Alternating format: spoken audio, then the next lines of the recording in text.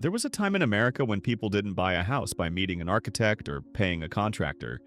They opened a catalog, picked a style, placed an order, and then an entire house was loaded onto a train and shipped to their town, just like an online order placed way back in 1910.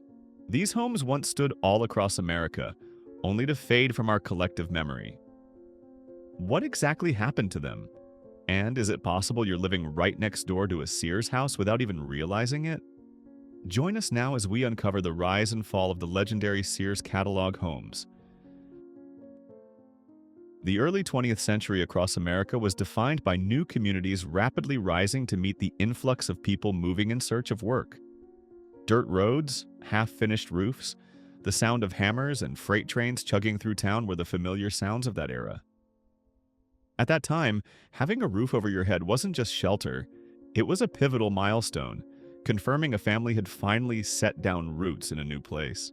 As Americans flooded industrial states for factory jobs, the need for decent housing became critical. But building a house the traditional way was neither cheap nor fast. Materials were scarce, builders charged high fees, and construction dragged on for months. In that environment, the word home was often more of a dream than a reality for the working class that formed the nation's economic backbone. Before catalog homes arrived, Americans were already accustomed to a different kind of consumerism: mail order. From pocket watches and sewing machines to shoes and seeds, everything could be ordered via catalog and delivered. They trusted this type of transaction, having used it for decades before thinking about buying a house. Americans of that era were highly practical. If there was a way that was cheaper, faster, and more convenient, they were eager to try it. They were already used to opening a catalog, marking the item, sending the order, and waiting for the goods to arrive at the train station. Mail order wasn't strange, it was a common way of life. This very habit unknowingly paved the way for a bold idea. If people could buy beds, cabinets, windows, and bricks through the mail, then why not buy an entire house? A mail order house sounds strange to modern ears, but for Americans then, the logic was simple. If it was stable, cheap, and functional, it was worth considering, especially if it shortened their journey from being a renter to being an owner. And we must remember, for Americans in this era of new nation building, owning their own land and home was part of the very soul of the American dream. It was in this context that the idea of selling homes as a kit, a complete set of materials sent for the buyer to assemble themselves, became not just feasible, but deeply appealing. When a family could save hundreds of dollars and cut construction time from many months down to just a few weeks, that option was practically the perfect answer to the challenges of the time. These homes didn't just appear in major cities. They spread to towns along the railway lines, where trains carrying coal, lumber, and goods rattled through every day. The sight of a train pulling cars loaded with bundles of wood, doors, glass, nails, and shingles, carrying a whole house, became familiar to many communities. In a time when the speed of population and industrial growth far outpaced the availability of housing, a solution that was cheap, fast, and DIY-friendly truly resembled a silent revolution in American life. And from this setting, one name would step into history: Sears Modern Homes. When the idea of a mail-order house was still new to most people, Sears was in a vastly different position than its competitors. Sears wasn't just a store, it was a routine, a consumer trust that millions of American households had relied on for years. The thick, hundreds-page catalogs of Sears already rested on kitchen tables, on living room shelves, even next to the beds of many families, like a book of purchasable dreams. That habit established a powerful foundation. When Sears announced they could sell an entire complete house, that promise didn't come from a strange, unknown company, but from a name already present in every drawer and utility bill of American life. In 1908, the first Book of Modern Homes and Building Plans from Sears was born. Inside were not just drawings, they were dreams ready to be assembled. Each house model was named, with dimensions, floor plans, price, and a complete list of materials. Viewers weren't just looking at a design, they saw a life that could happen within it. A living room where children would read the newspaper, a kitchen where the wife would cook breakfast, a porch where the family would relax on summer evenings. Compared to finding a contractor, negotiating prices, and waiting months for construction, choosing a home in a catalog, signing the papers, and waiting for a train car of materials was like shortening an entire year into a few weeks. For many families, it was the only way they could get their hands on land and home ownership. The factor that built Sears' credibility wasn't advertising, but its ultra-practical mechanism.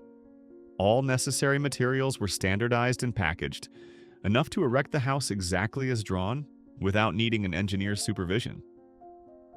The packages were transported by railroad, the strongest transportation system in the US at the time, then taken to the local station, where the buyer picked them up and started construction. Sears understood its customers well. They weren't just selling materials, they were selling the ability to do it yourself. The assembly instructions were easy to understand. Every part was coded, and the construction sequence was logical, so even an unskilled working family could build their home without feeling helpless amidst the pile of wood, nails, glass, and walls. Behind every Sears house wasn't just an economic story, but a story of social order. When a family built their house, neighbors often pitched in, children watched, passers-by stopped to ask. A Sears house was sometimes built not just by one family, but by an entire neighborhood contributing labor. And thus, when the porch was finished, the celebratory meal belonged not just to one household, but to an entire community. This created a cultural characteristic that modern pre-built homes cannot replicate. A house was not just received, it was erected by the owner's own hands. When a family built a home from a Sears kit, they weren't just buying a product, they were entering their family history with a milestone no one could erase. Sears also gained ground because, compared to the market price at the time, catalog homes were significantly cheaper. A house could range from a few hundred to a few $1,000s, cheaper than hiring a contractor, cheaper than buying materials retail, and save time. When affordability was paired with reliability, this model was nearly impossible to ignore. From there, Sears modern homes became a wave, not just an experiment. Tens of thousands of orders were sent out. Trains carrying houses left Chicago, crossing eastern and midwestern states, even reaching Canada. New neighborhoods formed with homes that, while varied in style, shared a common DNA. They started from a catalog and were built by the hands of the very people who lived in them. Without any marketing slogans, the houses themselves were the living advertisement. When one was built, neighbors saw it and ordered. When a porch was completed, passers-by saw it and asked. Sears wasn't just selling houses. They let their customers serve as free showrooms all across America. It was during this time that Sears modern homes reached the peak of trust and popularity. And it was from this peak that another question began to form. Why did such a wonderful thing eventually disappear? The answer won't lie in a single reason, but in a series of changes that took place behind the scenes in America, which we will unveil in the next segments. Once the first orders were successful, the chain reaction spread faster than any form of advertising at the time. There were no billboards, no TV, no social media, just real houses, standing right there for everyone to see. Every completed Sears porch was living proof that this solution was feasible, affordable, and safe. As soon as one house was finished in a neighborhood, more people asked for the catalog address, and another house would start to rise.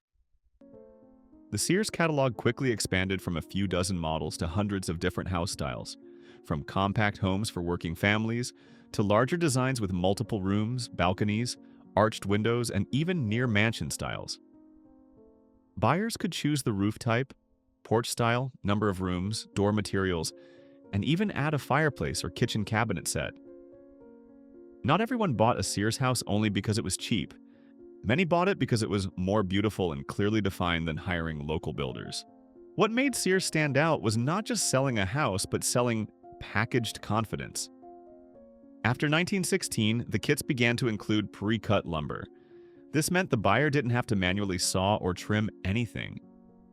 Every board, every column, every beam was coded, corresponding to a position in the instruction manual.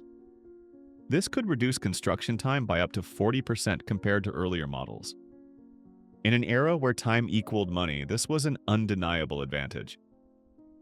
Sears houses appeared all over the U.S. map, but were concentrated heavily in the Midwest and East Coast, where railroads and factories were thriving. Cincinnati, Pittsburgh, Illinois, New Jersey gradually became areas famous for their high density of Sears homes. So much so that you could walk down a street and see 3 to 4 different Sears styles standing next to each other like a wooden catalog. Not only did they serve the working class, but many local banks were also more willing to approve loans if the buyer chose a Sears home.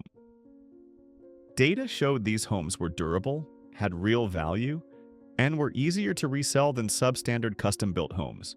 A Sears home not only provided a place to live, it was a legitimate, transferable asset with market liquidity. The golden age of Sears modern homes lasted throughout the first 2 decades of the 20th century. Tens of thousands of households from cities to small towns chose to build a house from a train car instead of waiting for traditional builders. For many children growing up in these homes, their childhood memories were tied to the smell of new wood, the sound of their father and neighbors hammering and chiseling, and summer evenings spent sitting on the porch watching the train roll by. That was a phase when Americans believed the future could be built with their own hands, literally. To understand the true appeal of Sears modern homes, we need to look deeply into the psychology and circumstances of Americans at that time. This wasn't just a story about low prices.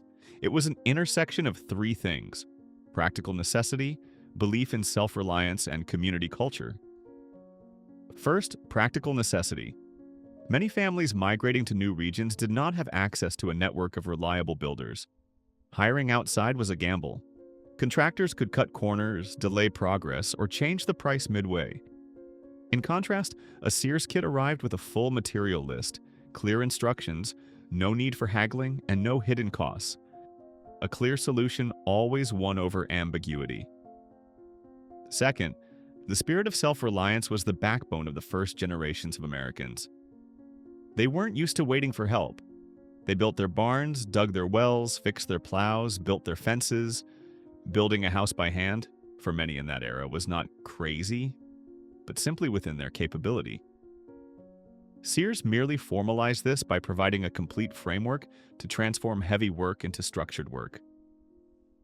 Third, the neighborly culture of help today, get helped tomorrow. When a family built a house, neighbors came to assist. A week later, when the neighbors built their house, the first family would return the favor.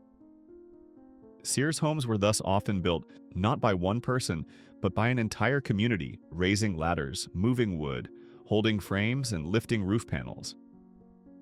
The day the last piece was placed was a day to invite the whole neighborhood to eat, celebrating not just a home, but the fulfillment of a shared promise among people who relied on each other. A crucial point is, these houses have lasted for over 100 years not because of complex technology, but because of standardization and precision. The lumber was cut to industrial standard size, the design was optimized for load bearing, and the materials were sufficient, neither too much nor too little. When something is assembled exactly as it was originally designed, its durability over time is very high. Many Sears home buyers didn't just want to save money, they wanted to personally witness their home form step by step. The feeling of standing within a wooden frame you built yourself, watching it turn daily into a living room, bedroom, porch, and window. That was a type of happiness that later ready-built homes no longer offered.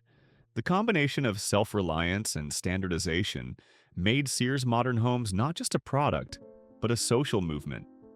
The movement of building a house with the owner's own hands, in a time when America believed almost anything could be achieved with a blueprint and determination. If this video brought back good memories, please give it a like. Your support keeps nostalgic content like this alive. Thank you so much. One of the reasons Sears modern homes became so popular was not just convenience, but the richness of choice. Buyers didn't have to settle for a uniform house. They could choose among hundreds of models with different personalities, from compact to grand, from rustic to elegant.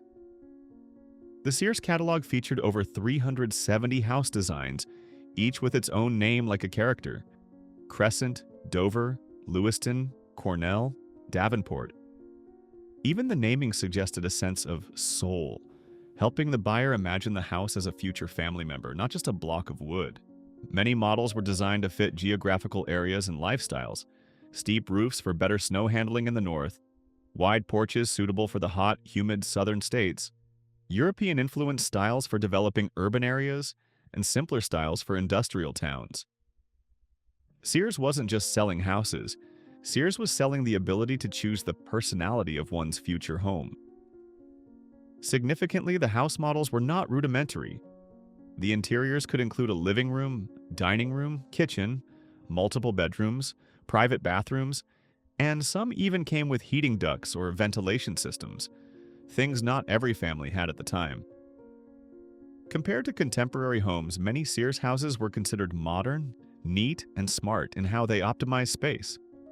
The pricing made them even more attractive. A Sears house model could range from just $360 to a few thousand, depending on the design. When converted to modern value, that number remains much cheaper than custom construction. Many middle and working class families saw the Sears house as their only chance to enter the homeowning class. As a few Sears homes went up in a town, the streets quickly gained a look that was consistent but not dull. Long porches, vertical windows, brick chimneys, wooden railings, all creating a very grounded, approachable, and appealing American aesthetic. This harmony between diversity and standardization helped Sears not only fill a market need, but also played a role in shaping the architectural landscape of American residential areas in the first half of the 20th century.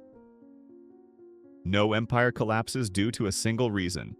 The decline of Sears, modern homes was the result of multiple major shifts happening simultaneously in the economy, material supply, market trends, and changing consumer habits.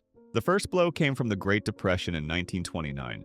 When the U.S. economy collapsed, people lost jobs, banks foreclosed, and many Sears homebuyers could no longer afford their mortgage payments. Sears, who acted as both home seller and lender, was stuck with a large volume of bad debts. By 1934, Sears was forced to liquidate about $11 million in mortgages, a staggering figure for that time. Simultaneously, the number of Sears home sales offices dropped quickly. From 48 offices in 1930, only 19 were operating by 1939. This was a clear sign that the model could no longer withstand macroeconomic changes. It didn't stop there. World War II brought a severe shortage of building materials. Lumber, metal, glass were prioritized for the military. The production and distribution of kit homes became difficult, even impossible at many points. When the material supply was shut off, Sears homes were effectively forced to stop. And then, just as the war ended, instead of opening up a chance for recovery, the market shifted once more. The reason lay in the appearance of standardized suburban developments, built by large real estate developers like Levittown. These new suburbs had comprehensive pre-installed infrastructure: roads, schools, parks, utilities, something Sears didn't provide, as Sears only sold materials, not a complete lifestyle. A post-war family wanted stability fast, and they chose a move-in-ready home located within a complete community, instead of receiving a train car of parts and building it themselves. The pre-war American dream of building your own home was replaced by the post-war dream of buying ready-made and moving in immediately. When the context, materials, finance, and consumer habits all changed direction, Sears Modern Homes lost its place on the stage. The last home catalog was issued in 1940. The sale of kit homes ended completely in 1942. But this only ended the selling. It did not end the existence of those houses. What Sears left behind still stands today. The business stopped, but the houses did not vanish.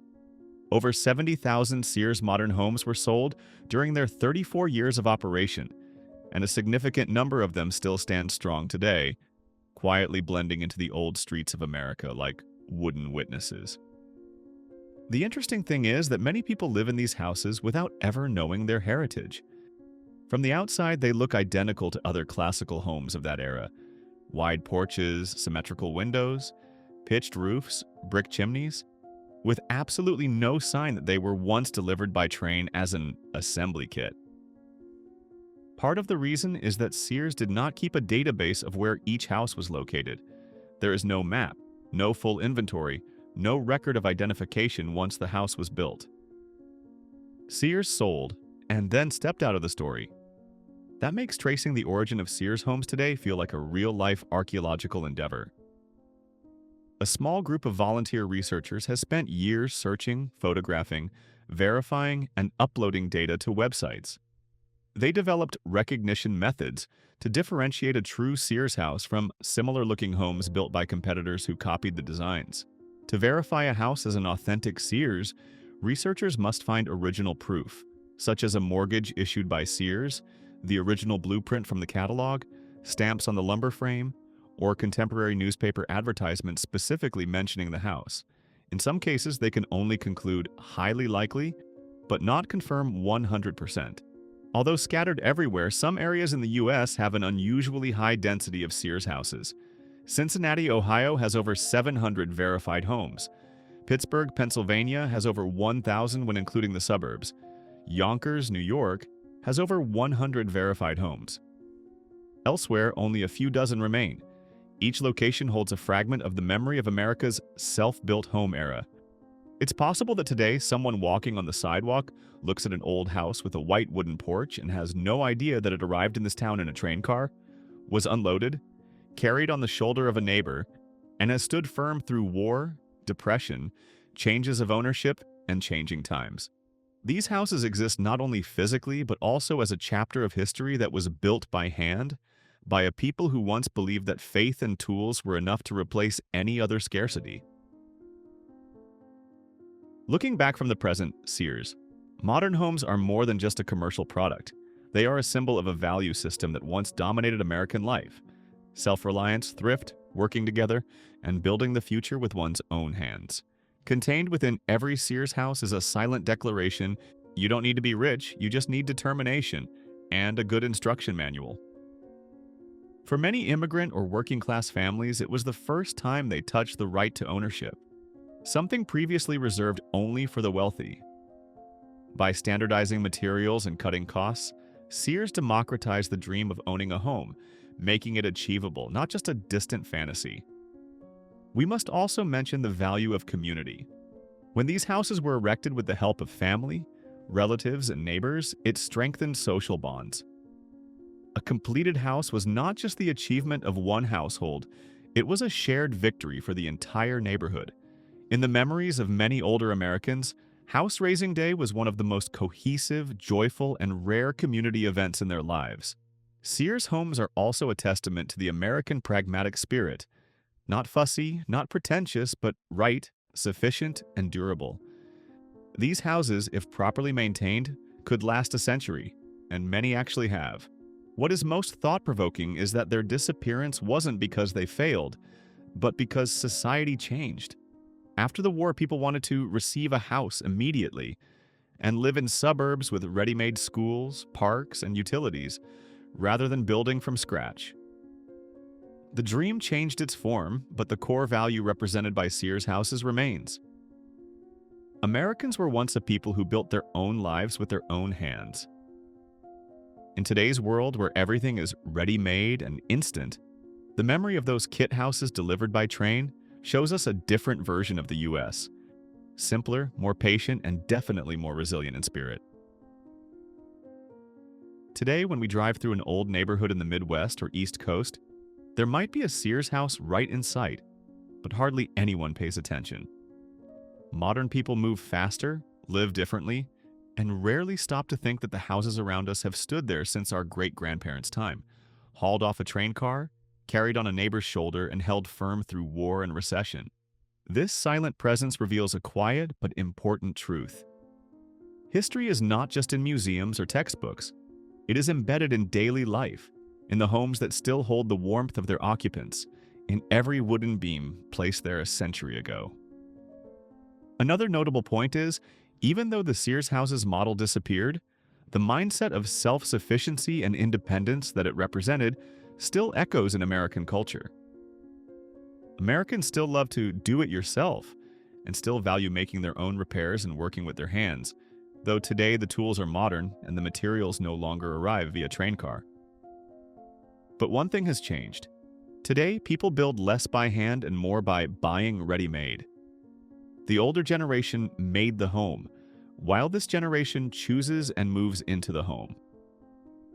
The dream didn't vanish, it was simply consumed in a different format. And perhaps what makes Sears homes so moving in retrospect is that they remind us of a time when family, neighbors, and community came together to build something, not with money, but with real effort. Have you ever seen an old house in your neighborhood that looks very old school American and wondered about its history? Leave a simple yes or no answer in the comments below. Sears homes belong to a period when people accepted working slower in order to work with their hands, a time when a house was not just a transaction, but a process of creation, connection, and anticipation. Today, when we look at suburbs with rows of similar-looking houses, delivered turnkey in a few weeks, it's easy to see that emotional connection has been long severed. If the Sears house emphasized creating value yourself, the modern home emphasizes buying convenience. Both are valid in their own context, but this change makes the surviving Sears houses a kind of living relic. Not because of the architecture, but because of the philosophy behind it. Another difference. Back then, when a house was built, the whole neighborhood remembered. Children witnessed it. Neighbors pitched in. Passers-by stopped to ask. It was a social event. Today, a prefabricated home delivery truck speeds past, people pull their blinds shut, and no one bothers to watch. The house is bought like just another item on a list of things to pay for. Sears homes are therefore memorable not just for their appearance, but because they mark a type of life that has now vanished from America. A life where value was created before money was paid. If you could choose, would you prefer a house built by hand with your family, or a home you buy ready-made and move into right away? Share your thoughts with us in the comments. Although Sears did not keep a distribution list, years of meticulous investigation by volunteer research groups have revealed core zones where Sears homes appeared densely. Old industrial cities, where the train was once the lifeline, are now the living treasure troves of that era. Pittsburgh, Pennsylvania is one of the places with the highest number of verified Sears homes, exceeding 1,000 when counting the suburban areas. The old neighborhoods around the steel mills retain not only industrial memory, but also the architectural memory of working-class Americans. Cincinnati, Ohio is also a major concentration hub, with over 700 verified homes. Walking along the old roads, you can see many Sears house styles standing next to each other, as if an entire community chose the same solution in the same decade. Yonkers, New York has over 100 verified homes. Not the largest number, but notable because it's near a densely populated urban area, where land has changed hands many times. Yet these survivors remain. Some towns only have 20 to 30 homes left. Some only have a few scattered. But wherever a Sears house remains, a piece of the past has not been erased by new construction. The fact that these houses still exist today, through the Great Depression, through 2 wars, through urbanization, shows that quality came not just from the materials, but from the fact that they were installed with care because they were the house of the very person building it, not a product handed off by a third party. Which state in the US do you live in, and have you ever spotted an old Sears-style home in your area? Though the Sears Modern Homes program disappeared more than 80 years ago, the remaining houses are far from silent. They are tangible reminders of a generation that believed the greatest value lay not in having it now, but in creating it yourself. The wooden walls have aged, but the philosophy behind them still holds an instructive nature for later generations. Patience, precision, and living based on real labor. For middle-aged and older Americans, those who have seen the U.S. change decade after decade, looking back at the Sears house is also looking back at their own youth. A country that was less convenient but tidy, less wealthy but strong, less abundant but decent and hardworking.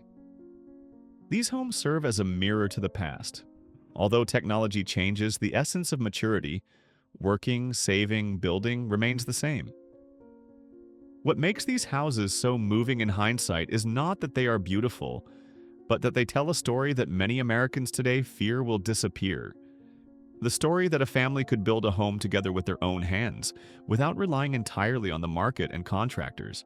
In the era of instant consumption, the memory of train cars delivering wood kits for people to build their own homes sounds like a fairy tale. But it was once the real life of this country. And so, even though the economy has advanced far and modern housing styles are different, Sears homes still stand as a truth that time cannot erode. What people build with their own hands and heart often lasts longer than what is simply bought and forgotten. Sears houses are not just wood, doors, and nails. They are the footprints of an America that once built happiness with its own hands. Although the program has closed, those roofs still stand, reminding us that the past never truly disappears. It is just waiting for us to look back. 23 American house styles you've seen but never knew the name of. Have you ever driven down an old street and wondered, why do these houses look so different? The architecture of American homes is as diverse as the country's history and heritage itself. In this journey, we will decode the 23 house styles that have shaped the American landscape, from the rough log cabins of the earliest settlers to the familiar ranch homes of the post-war era. Let's explore together and see if your childhood home is on this list. Log cabin, pre-1850s. When people picture early American life, the image that usually comes to mind is a small house made of stacked logs, tucked into a clearing in the woods. These were the true homes of the frontier, and built not for show, but for survival. Settlers didn't have stores, sawmills, or fancy tools. What they did have was an endless supply of timber, and a need to get a roof over their heads before winter set in. So they cut down trees, peeled the bark, notched the ends, and stacked the logs into sturdy walls. Most log cabins were extremely modest, 1 to 3 rooms at most. Some had a breezeway in the middle, known as a dog trot, to help move air in the summer heat.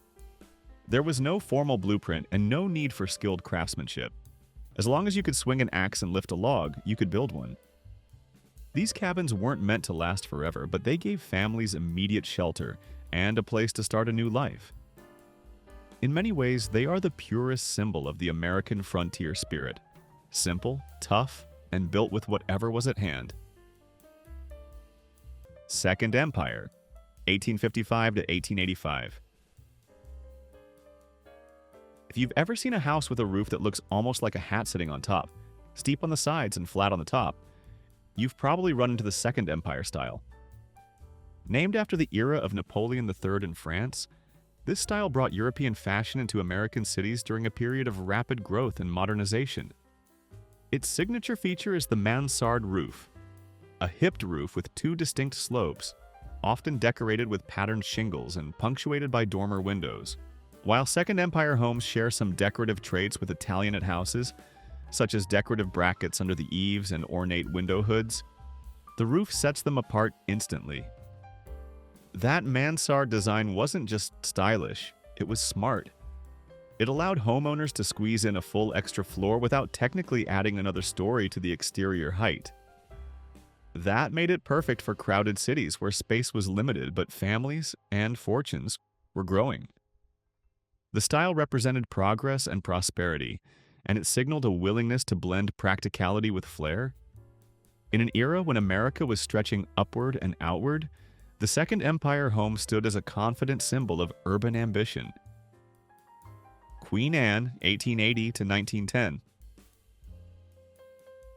When most people picture a Victorian house, what they're really imagining is the Queen Anne style, tall, showy, and full of personality.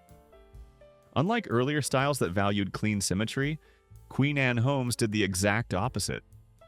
They embraced variety, intersecting roof lines, off-center turrets or towers, projecting bay windows and wide porches that wrapped around the first floor. Nothing about these homes was quiet. What made this possible was the industrial age. Lumber mills, railroads, and machine-cut trim meant builders could suddenly order decorative pieces, spindles, brackets, shingles, and patterned siding from catalogs and have them shipped anywhere in the country. This led to houses covered in fancy textures and trim, often painted in several contrasting colors to show off every detail. They reflected a booming middle class eager to display success and to entertain. The porch became an outdoor sitting room, a stage for social life before radios, air conditioning, and cars pulled Americans indoors. These houses captured the exuberance of a fast-changing nation, bold, proud, and anything but modest. Shingle style, 1880 to 1900. At the end of the 19th century, a new coastal look emerged, one that moved away from the colorful, heavily decorated Queen Anne homes and towards something more natural and harmonious. The shingle style is most often found along the northeast shoreline, especially in places like Cape Cod, Newport, and coastal Maine. These houses were usually large and architect-designed, but they were made to feel relaxed rather than showy. The defining feature is right in the name: walls and roofs clad in wood shingles that flow together without interruption. That continuous skin of shingles softens the lines of the house and helps it blend into rocks, dunes, and surrounding trees. Unlike formal Georgian or Greek Revival houses, shingle homes are freely shaped, asymmetrical, spreading out in a way that feels organic to the landscape. They often sport a mix of roof shapes, including gambrel sections, and generous porches that stretch across the front or wrap around the sides. Instead of standing out, these homes sit quietly in their environment. Their design encouraged outdoor living, with deep porches, seaside breezes, and views becoming part of daily life. Shingle style became the architecture of comfort, leisure, and nature. Sophisticated but never loud. Do you remember your grandparents' house or a neighbor's home that had ornate, romantic, Victorian-style spindlework or wooden trim? Comment yes/no below, or tell us about that specific decorative detail. Richardsonian Romanesque, 1880 to 1900. If a house looks as if it could survive a siege, heavy stone walls, thick arches, and fortress-like massing, you're probably looking at a Richardsonian Romanesque home. This style is named after Henry Hobson Richardson, the architect who reintroduced the bold, rounded arches of medieval Europe into American design. At first, this look was reserved for public buildings like libraries, courthouses, and churches, but before long the style trickled into wealthy residential neighborhoods, especially in growing cities. These homes typically use rough-cut stone or brick, giving them a weighty, grounded appearance. Their shapes are asymmetrical and often include square or round towers, deep-set arched windows, and dramatic Roman or Syrian arches framing entryways. The houses don't rely on delicate trim or painted ornament. The stonework itself is the decoration. At a time when cities were booming and the skyline was changing fast, Richardsonian Romanesque homes projected strength, stability, and longevity. They felt permanent in a world of expansion and upheaval. Even today, when you pass one on a city street, it commands your attention. It announces itself not with color or finery, but with sheer presence. Folk Victorian, circa 1870 to 1910. Not everyone in the late 1800s could afford a grand Queen Anne mansion. But thanks to the Industrial Revolution, even modest American families could add a touch of Victorian flair. That's where the folk Victorian style came in. Instead of being designed by fancy architects, these houses started as simple farmhouses or plain vernacular homes. What made them Victorian were the decorative pieces added afterward. Mass production changed everything. Factories began churning out jigsaw-cut trim, delicate spindlework, and ornate barge boards, all of which could be ordered from catalogs and shipped by rail to almost any town in America. Homeowners and builders would then attach these details to otherwise humble house forms, transforming a plain front porch into something elegant, playful, and fashionable. Unlike the elaborate Victorian mansions of the wealthy, folk Victorian homes kept their structure simple but dressed it up with ornament. They became a symbol of aspiration, proof that beauty and style weren't reserved for the elite. For many working-class families, these homes represented pride, progress, and participation in the decorative language of the era without the cost of custom design. Colonial Revival, 1880 to 1955. As America matured and looked back on its own beginnings, a wave of nostalgia made its way into domestic architecture. The colonial revival style was born out of that longing to reconnect with early American traditions. But rather than copying colonial houses exactly, architects blended and reimagined features from several earlier styles. The result was a fresh, modern take that still felt patriotic and familiar. Most colonial revival homes are immediately recognized by their symmetry. The front door centered, windows evenly balanced on either side, often in 6/6 or paired arrangements. The entryway is treated like a focal point, surrounded with pilasters, a pediment, or even full columns to create a sense of ceremony. Rooflines tend to be side-gabled or gambrel, drawing from Georgian and Dutch precedents. Though rooted in history, these homes incorporated modern comforts on the inside. More spacious rooms, updated kitchens, and better heating than the originals ever had. What made the style enduring was its emotional appeal. Colonial revival homes suggested stability, heritage, and national pride. Values people continued to cherish well into the 20th century. Even in the late 1900s and early 2000s, neo-colonial homes kept the tradition alive, proving that this look never truly went out of fashion. Saltbox 1607, early 1700s. If you've ever seen an old New England home with a roof that swoops down low in the back, almost like someone took a bite out of it, you were probably looking at a salt box. These houses earned their name because their shape resembled the long wooden boxes used to store salt in colonial kitchens.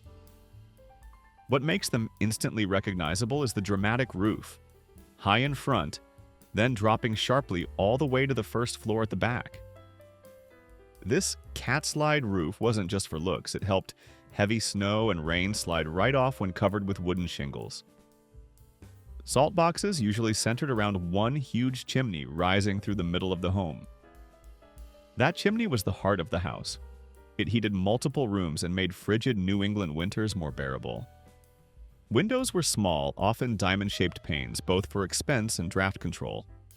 Very few original saltbox homes are still standing, and many of the ones that do survive have been preserved as historic museums.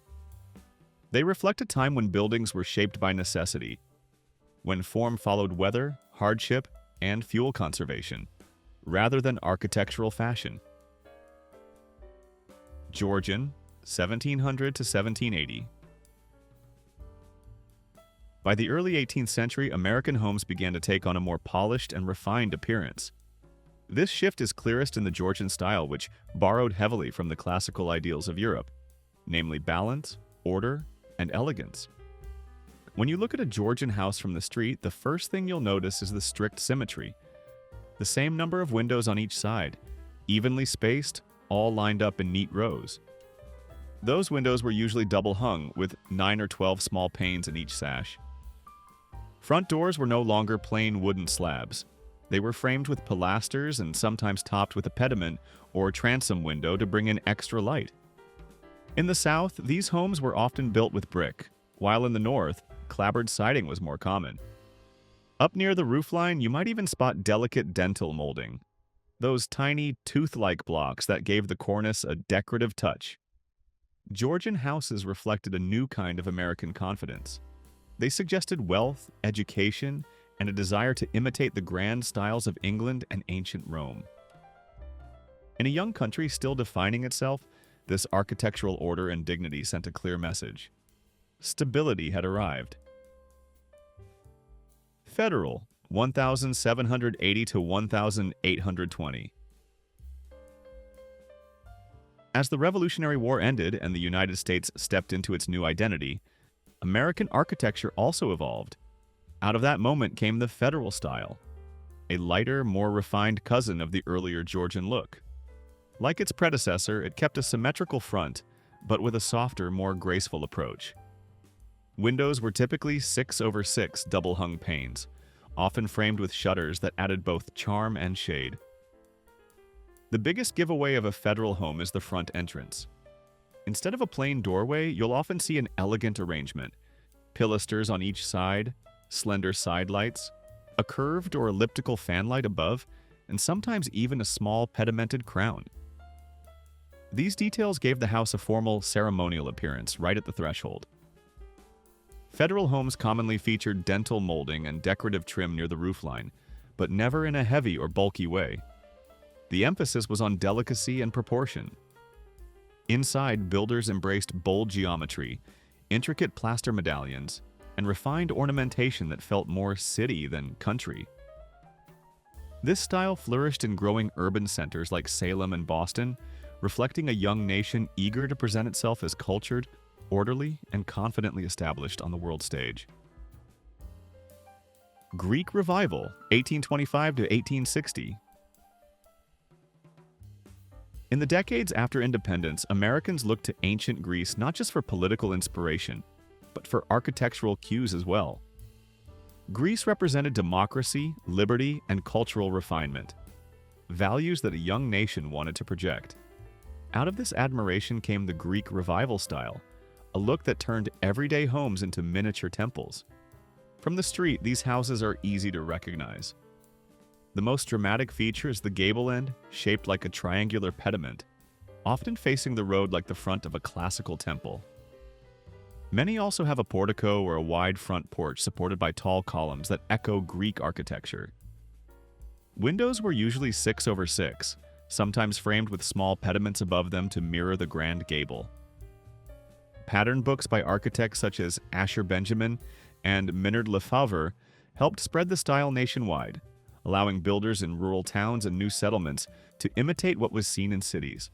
While the style first appeared in courthouses and banks, it quickly took hold in residential design as well. To early Americans, a Greek Revival house made a clear and confident statement. This was not just a home, it was a declaration of national pride and democratic identity. Thank you for watching our video. If you enjoyed it, don't hesitate to hit the like button below.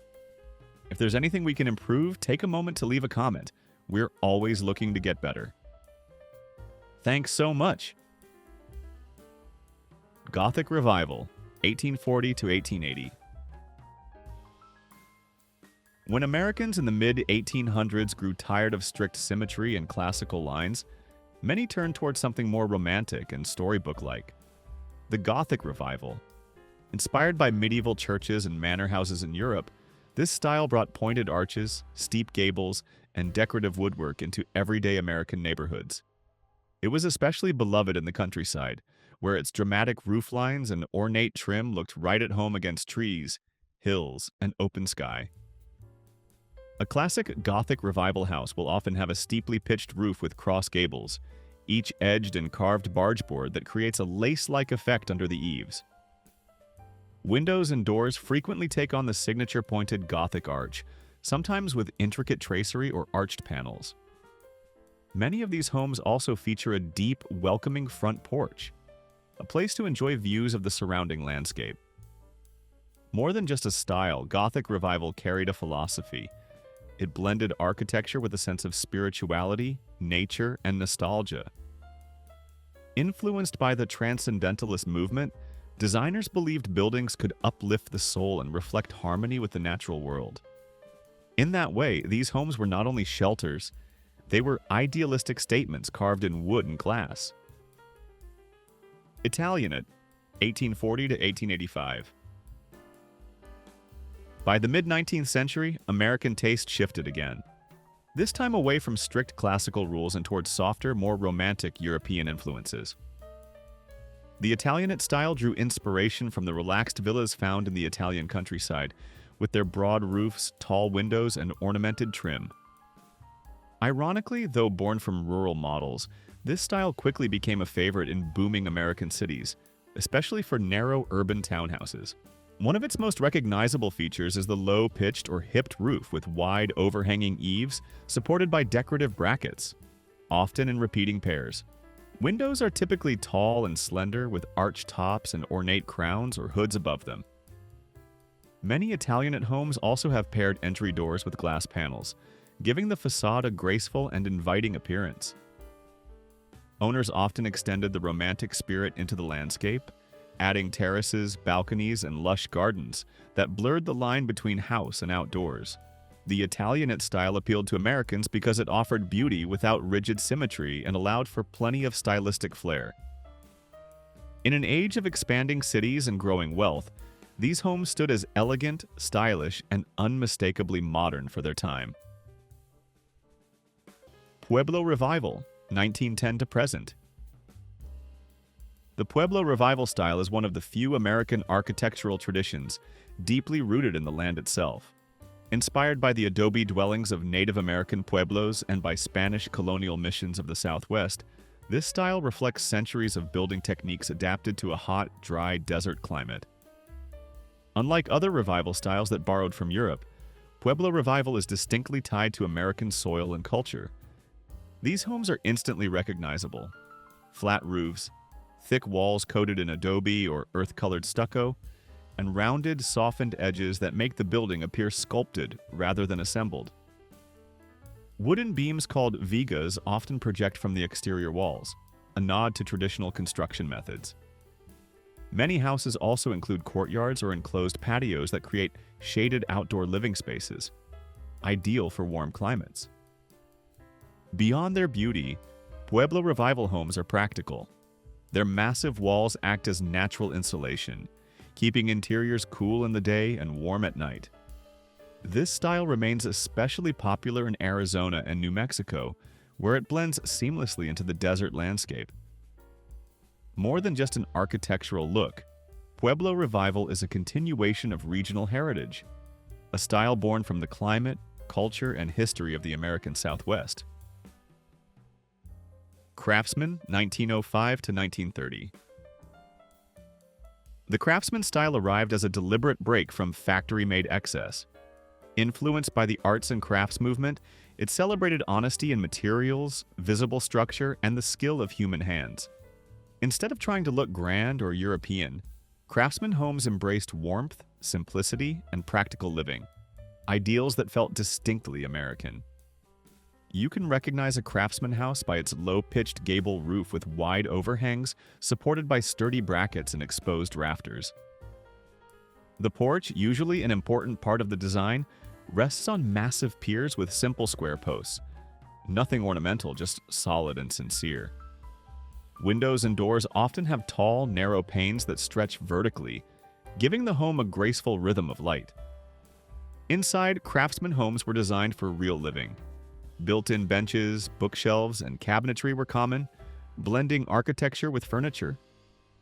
Floor plans tended to be open and efficient, promoting comfort and social connection rather than formal showrooms.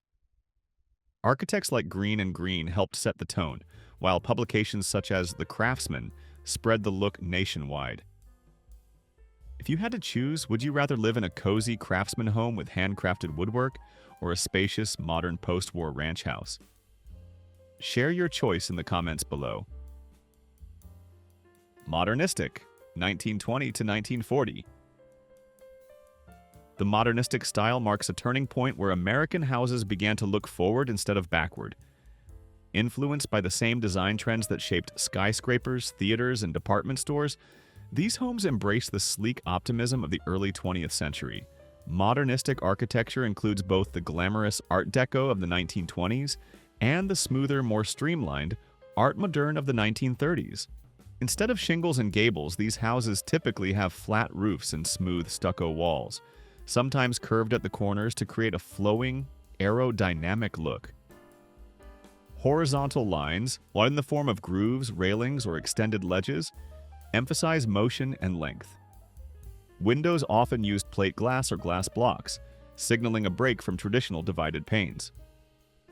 Decorative details, when present, came not in floral trim or classical columns, but in sharp geometry, zigzags, chevrons, and stylized geometric bands. These homes felt cutting edge in their time, spare, clean, and forward-looking. They reflected the excitement of aviation, electricity, steel, and the machine age. Modernistic houses brought the spirit of innovation into neighborhoods, offering not just shelter but a visual statement that the future had arrived. International style, 1925 to present. The international style represented a dramatic break from everything Americans had come to associate with home. Instead of historical references or decorative flourishes, these houses were stripped to the essentials. Pure function expressed in straight lines, flat plains, and open space. The name comes from a 1932 exhibition at the Museum of Modern Art in New York, which helped introduce the work of European Bauhaus architects to the United States. At first glance, these homes look almost geometric. Flat roofs, smooth surfaces, and no ornamentation at all. Windows are large and unbroken, sometimes wrapping around corners. Rooms may project outward in cantilevered forms, seemingly unsupported, reinforcing the idea that structure itself can be art. The facades are often asymmetrical, not because of whimsy, but because the layout follows practical needs rather than historic symmetry. The style found early adopters in California, where modernism blended well with light, glass, and climate, and in wealthy northeastern suburbs where avant-garde design was embraced. To some, these houses felt cold or severe, but to others they embodied progress, honest, efficient, and free from nostalgia. The international style signaled a new architectural era, one that prioritized living in the present rather than looking to the past. Cape Cod, 1920s to 1940s. The Cape Cod house is one of the most recognizable shapes in American suburban history. Simple, low, and modest, yet full of charm. This style traces its roots back to the early cottages of New England, where settlers built compact homes to survive harsh coastal winters. In the 20th century, the design was revived as part of the colonial revival movement and adapted for modern living. A typical Cape Cod house is one story with a steep roof and a loft or attic space tucked under the rafters. The front is clean and symmetrical, a paneled door in the middle with evenly spaced windows on either side. Many later examples added dormers to bring light into the upper space and increase headroom without raising the overall height. Earlier versions were clad in weathered shingles, but later ones used clapboard, brick, or stucco as tastes and materials changed. After World War II, this style exploded in popularity across new suburban neighborhoods. Developers could build Cape Cod houses quickly and affordably, making them ideal for returning soldiers and young families starting fresh. Neoclassical, 1895 to 1950. Neoclassical homes look like they were built to impress at first glance. This style returned to the timeless language of ancient Greece and Rome. Tall columns, grand pediments, and strict symmetry, but reintroduced it to American neighborhoods at the turn of the 20th century. Its resurgence is often traced back to the 1893 World's Columbian Exposition in Chicago, where visitors were dazzled by the fair's White City, a showcase of monumental classical buildings. A typical neoclassical house features a full-height front porch supported by massive columns topped with ornate Corinthian or composite capitals. Above the entrance, a wide pediment gives the facade a formal, temple-like presence. The overall footprint is symmetrical, with centered doors and balanced window arrangements that reinforce a sense of order and dignity. Although the neoclassical style shares a family resemblance with colonial revival, both drawing from classical roots, neoclassical homes feel far more ceremonial and grand. They appeal to homeowners who wanted their residence to project refinement, permanence, and social stature. Even today, these homes stand out on a street, not because of decoration or color, but because their proportions and details suggest history, authority, and elegance. Do you still keep a piece of natural wood furniture from your grandparents' time that carries that handcrafted feel? Name the item or simply comment, "I do/I do not." Tudor Revival, 1890 to 1940. The Tudor Revival style brought a taste of Old England to American suburbs during the early 20th century. These homes look as though they came from a storybook village, with steep, sloping roofs, cross gables, and decorative half-timbering that echoes medieval construction techniques. While not exact copies of Tudor-era buildings, they borrow the mood and romance of that period. Typical Tudor Revival houses feature tall, narrow windows, often casement style, broken into many small panes, sometimes arranged in charming diamond patterns. Semi-hexagonal bay windows add to the layered, picturesque look. Exterior walls frequently combine stucco with stone or brick, creating rich texture and visual variety. Many homes also included substantial stone chimneys and leaded glass details, giving them an appearance of age and craftsmanship. The style found its greatest popularity in the expanding suburbs of the 1920s and 1930s. Americans were drawn to its solid, enduring presence and the sense of history it suggested.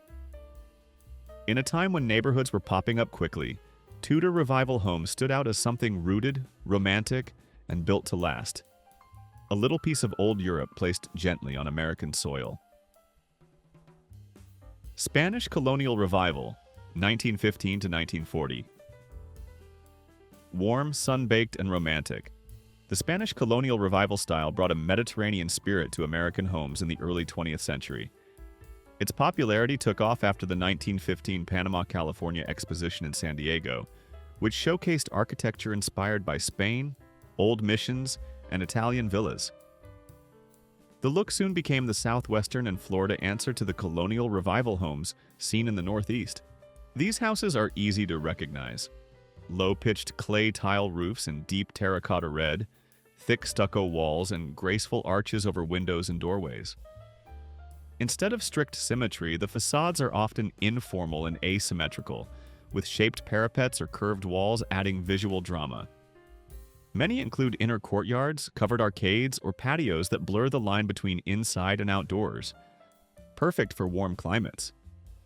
Decorative details like wrought iron railings, tile accents, wooden beams, and carved doors deepen the sense of old-world charm.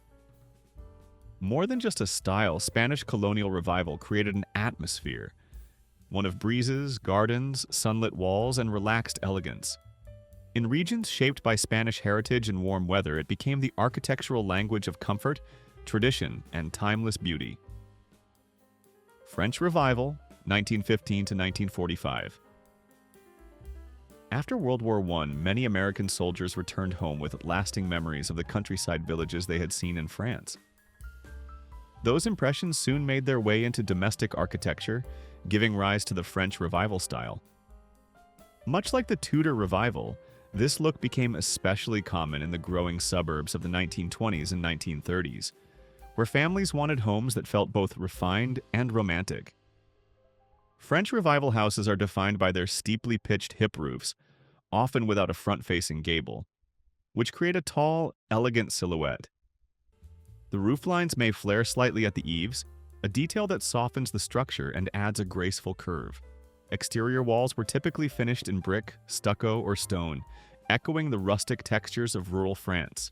These homes often incorporated refined touches such as wrought iron balconies, arched doorways, tall casement windows, and decorative shutters. The overall effect is one of understated sophistication, not as ornate as Victorian homes, but more graceful than purely colonial designs. French Revival architecture appealed to Americans who wanted their suburban homes to feel cultivated and European. Homes with presence, romance, and a sense of quiet elegance. Ranch style, 1930s to 1960s. No other style captures the ease and informality of post-war suburban America quite like the ranch house.